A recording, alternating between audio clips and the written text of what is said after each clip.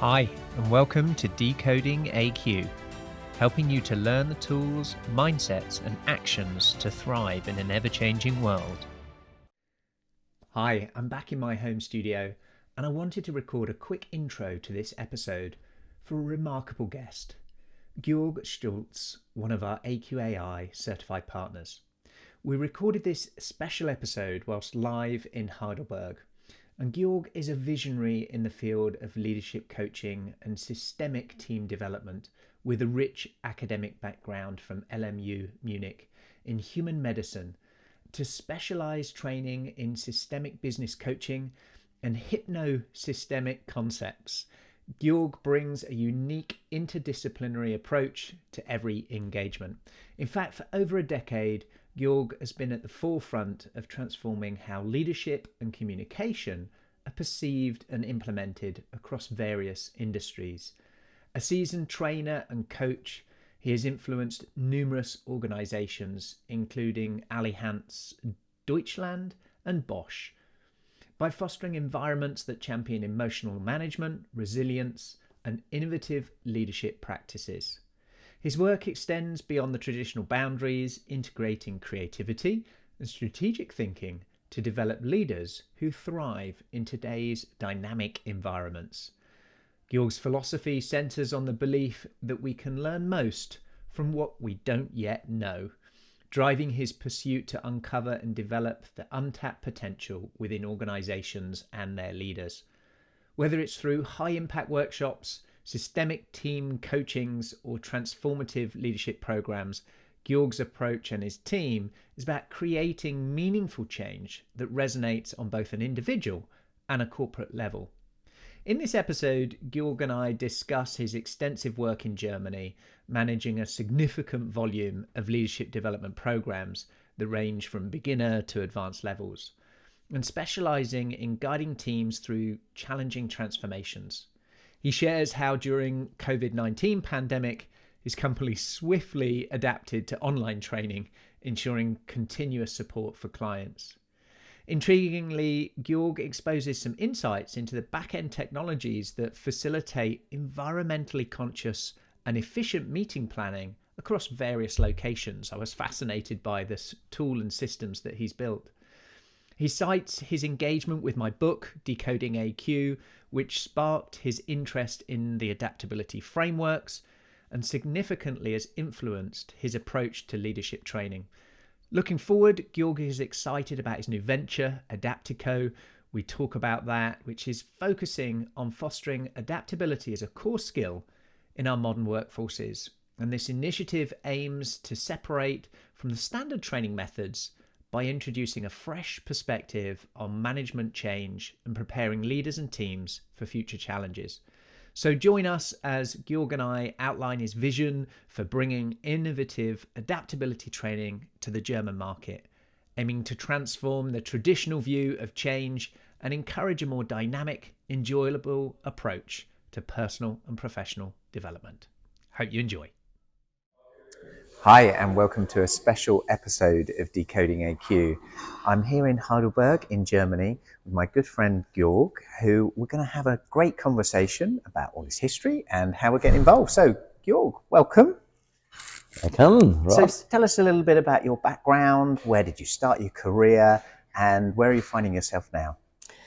I started my career in an advertising agency, and I did a lot of marketing and product management in my first professional life.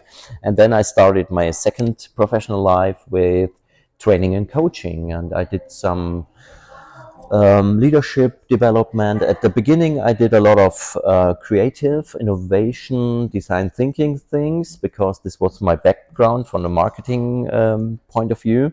And then I get more and more into leadership development, transformation, guiding, and something like that. Kindred spirits. My background was also a lot in advertising, marketing, innovation, of those things. And so in that work, as you transitioned across, what are some of the common kind of projects and sort of clients that you work with, and sort of the scale of your operations that you're doing here in Germany? It depends. We do a lot of now. We do a lot of standard trainings for leadership development, different modules from leader beginners to leader professionals, and we work. Normally, we do about 800 to 1,000 training days a year. So for the standard training. On the other side, we do a lot of transformation things. We guide teams through different difficult times in transformation, with coaching, with guiding them on the job, like with HI coaches and all the things. And guiding. It's a lot of guiding. Yeah. Over that period, and you do a lot of these in person, right? Yes, yes. And I was really intrigued when you showed me some of the back-end software where you have people in all different locations, and it finds the greenest place, the carbon neutral hotel where they can all travel to. How did you find it over the period of COVID, in terms of how companies were dealing with their training needs and how you needed to evolve or do things? Tell me a little bit about what happened during that period. Oh, yes, this was very, very hard times for us, because we started a new, we called it the Heidelberg Impact Lab. We rented a new space, about 500 square meters, design thinking rooms, seminar rooms, on the 1st March 2020. And you know what happened on the 20th March of 2020? Cut off, shut down. And so we had really difficulties to get through our clients, or they have all been at home, and so we relatively fast adapted to doing online trainings, virtual trainings, and so after half a year we completely switched with our clients to do virtual trainings and coachings and seminars. So I mean, so many companies had to reimagine the way they did things. So for you as a company, how you operated, how you provided value needed to adapt because of that shift. And what was it, what led you to initially reach out to us? How did we meet? Tell the story of how that. It was by accident. I just did some Google things, and suddenly your book appeared. It was in 2020, I think. And I thought, okay, decoding the AQ. What is AQ? Oh, adaptability, intelligent, very interesting.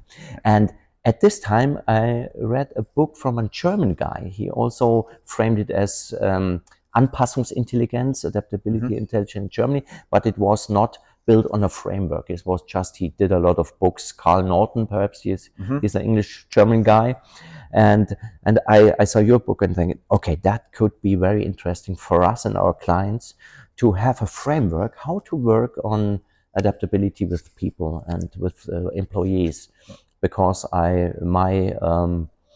if I look on the market, people have a lot of trouble with adapting to all the changes, all the transformation. And then I ordered your book, and at least I think it wasn't ready at this moment. And you wrote me in a small sentence, "Hey, George, nice you ordered my book," and then we get in contact. And now, we've been spending the week together because you and many of your colleagues and other contacts that you have been exposed to the methodology, the program, the certification, and you see an opportunity in the German market to bring this and expand it out. So tell us a little bit more about what you're planning. What are some of your ambitions, and how do you see that impacting your business and the German market? For me, the first thing is it could change. We want to change the view on change, on transformation. Now everybody say, okay, there's the next change, and I say, okay, change is in our life. Change is happening every day. Future is coming every day, new in a new version to us. And so we want to we get, as I saw your concept the first time, the framework of adaptability, I got the idea to say, okay, that's a new way to train people. It's like a mindset training for better doing the future and have fun at to doing it. In Germany, a lot of people are exhausted cause of transformation, cause of change, and so we want. I see the chance in the market to get people in to say, hey, it's if you put on these glasses of adaptability, you can do the future in a easy way, adapt easily, adapt with fun and all the things. Yeah. And so when you saw that opportunity and that idea, you're now forming a new adventure, right? You still have your existing business, communication, doing, thousands of days of training. And how have you gone about that? You've called in people and you're forming something new. Why have you done it that way? What's the thinking behind that? What's the opportunity that you see in doing it? And of course, we're going through to license you to be able to train and certify people in our model. I think my decision was to separate it from communication, and now we found Adaptico. It's the agency which does all the stuff with adaptability, and I want to form it is because in a different way, because I think I want to separate it from the standard training, and adaptability is for me not a standard training. It's a new product on the market. It's a new approach. Nobody is Googling adaptability in Germany, Anpassungsintelligenz. But people are very interested in. I talk to a lot of HR leaders, to coaches, trainers, and they are all very interested in it. And so we decided to start the business and build it up, of course. And a lot of people in similar boats, when they find something new, how do they bring it into the existing company or existing model?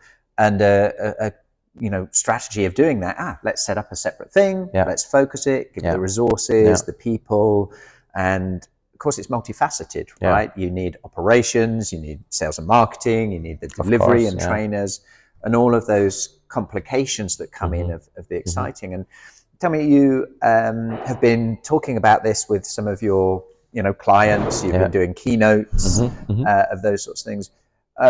What has led you in to do the keynotes? Have you gone, hey, I want to come and do it about it, or is it led by a particular issue that they have, retaining staff, or they're dealing with leadership? How have some of those initial sales or initial opportunities to talk to them, how have they evolved and happened for you?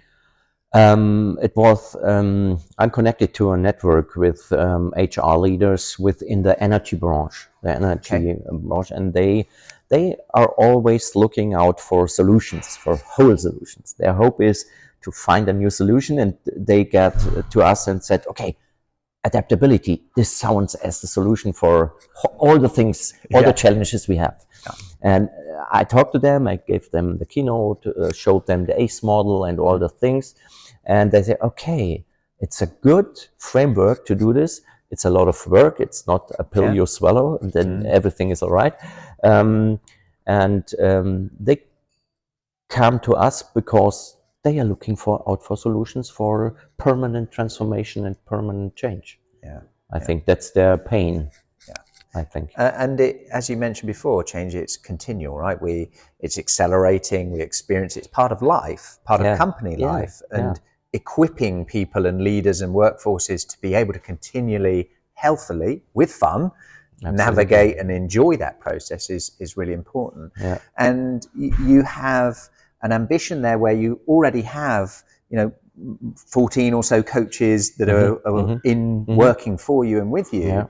But you have a big ambition of what you want to do over the next few years in the German market, right? And so tell us a little bit more about that vision of what it might look like for you. How, if people are listening to this and they're excited, it's coming to Germany, what is happening? How might they get involved? Okay. The first thing we want to target is trainer and coaches, because I'm convinced that if we get in coaches and trainer, and they bring it to the business. They talk about that, what are they doing, and they bring it to the business. It's also very important to create a good community between people talking about adaptability, having exchange, all the social media things, running very events, important. doing things. Yes, all the things. And then I think it's like in filtering the whole thing. And also the second target group for us are HR professionals, L&D leaders. And our first approach is to coaches and trainers. Yeah, we have a very good access to them. And we are starting with our first pilot in July, July, and our first L1 cohort in October.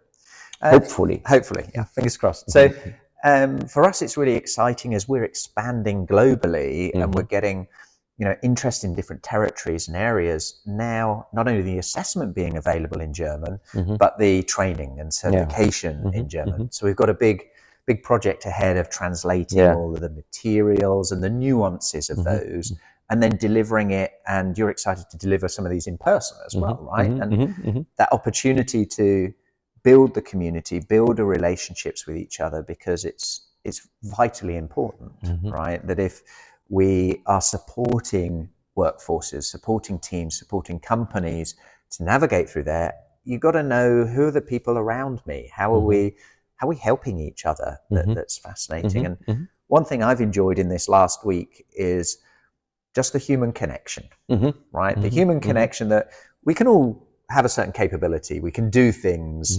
We can build businesses and opportunities, but who with and why? And I just want to say it's been an absolute pleasure this week to get to know you better, your wife, your family, and the people that you've surrounded yourself with really matters. It really matters around, how do people behave? How do they show up when it's hard, when it's difficult? And that's an important part of our adaptation, right? Choosing who we're around. So the types of clients and types of projects, with that said, who are ideal ones for you? You talked about the energy industry. What other types of clients are ones that really bring you joy, bring you happiness that you're working with, other than a HR leader or a coach? Are there other particular industries you really get excited by, or maybe an event or challenge that they're going through? So we have some contacts to IT industry, and I think they have a lot of transformation because of the technical and digitalization and AI things. And the other is the banking industry. We have a good approach. So I'm not sure about which one needs it most, but I think it's very important if our clients are too strong in anxiety because of change. It's not the right moment to come with adaptability. I think that's we have to think about the moment when we approach them. You engage. Yeah. And the successes over the years, running a business for the time that you have and growing it. If people are at maybe an earlier stage, that they're building out their training, building out their coaching propositions, what advice would you give to them to help them win clients, to help them engage with clients through what products, how they productize, how they market? What have you learned along that way? Because of course you're now going to serve lots of other coaches and consultants. What advice and tips would you give them to help scale their business? It relates to that what you said before. I appreciate it very much that you enjoyed the stay here in Germany, and that would be my advice to all the coaches and trainers. Build up a business, build good relationships, build good long-term relationships with your customers, and so the customer will trust you and follow you in your consulting and your trainings and all you do. And I hear it a lot. Relationships matter and build them. How does that show up for you? What does that mean? What does building a good relationship mean? How do you do that? Good question. The first thing is ask some good questions, and then hear what he needs, and don't try to sell him something you have. Have a good hear and take up good questions, hear the answers, and then know how his situation is, what could help him for his situation, not for your selling proposition, for his situation. So taking an interest. Interest, right? And being able to the skills of having a conversation and communicate with somebody, and that listening approach is so important. Deep understanding. And that links to a really key part of adaptability is curiosity, right? To be curious about another person, curious about what could be. Yes. And often we are stuck in what is, and we lose a lot of the curiosity, right? It's bashed out of us, as we grow up, and we tend to be narrower and narrower.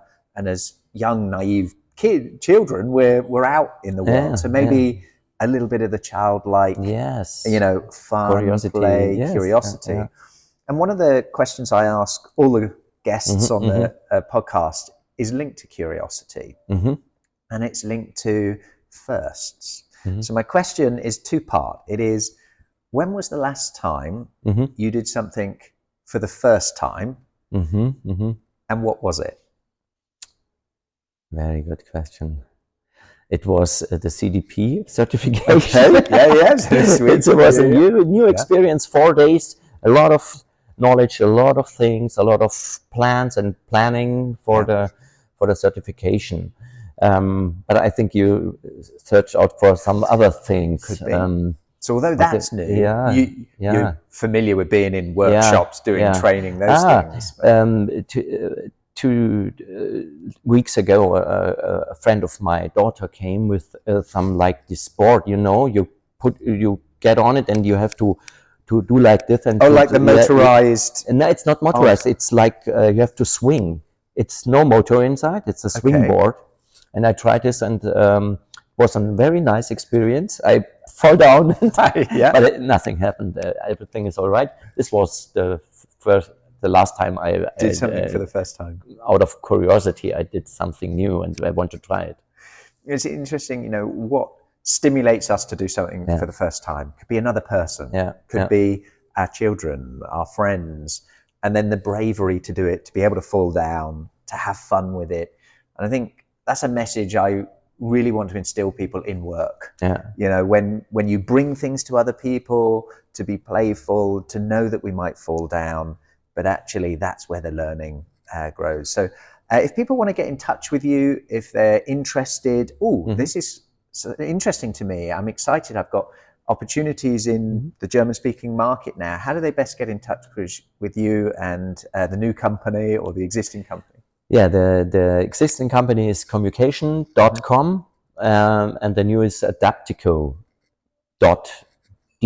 or .com, but it's not set up right now. So communication.com. Watch this space, communication. Yes. And you're on LinkedIn? Yes, so we can put those Georg Schütz, Georg Schütz in German. We'll get that in as well. Yeah. It's been an absolute pleasure. I'm looking forward to our final few hours together before we fly back. But a real joy for a great adventure that we're going to have together. So thank you. Thank you, Ross. Appreciate it. Thank you. Do you have the level of adaptability to survive and thrive the rapid changes ahead? Has your resilience got more comeback than a yo-yo? Do you have the ability to unlearn in order to reskill, upskill and break through? Find out today and uncover your adaptability profile and score, your AQ. Visit AQai.io to gain your personalized report across 15 scientifically validated dimensions of adaptability. For a limited time, enter code PODCAST65 for a complimentary AQME assessment. AQai, transforming the way people, teams and organizations navigate change. Thank you for listening to this episode of Decoding AQ. Please make sure you subscribe on your favourite podcast directory, and we'd love to hear your feedback. Please do leave a review and be sure to tune in next time for more insights from our amazing guests.